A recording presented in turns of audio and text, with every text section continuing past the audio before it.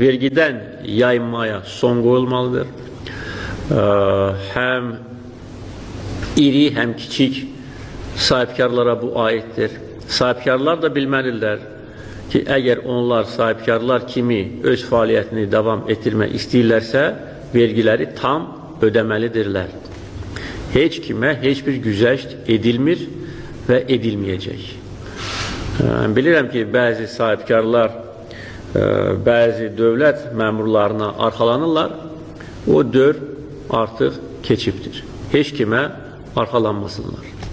Və əgər hansısa bir dövlət məmuru sahibkarlara xüsusi şərait yaratmaq üçün qanunsuz əməllər edəcəksə, çox ciddi şəkildə cəzalandırılacaq.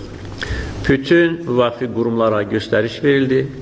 İlk növbədə vergilər Nazirliyinə heç nəyə baxmadan dövlət maraqlarını rəhbər tutaraq öz siyasətini aparmalıdır və bütün dövlət qurumları və o cümlədən sahibkarlar bu sahədə öz dəstəyini verməlidirlər.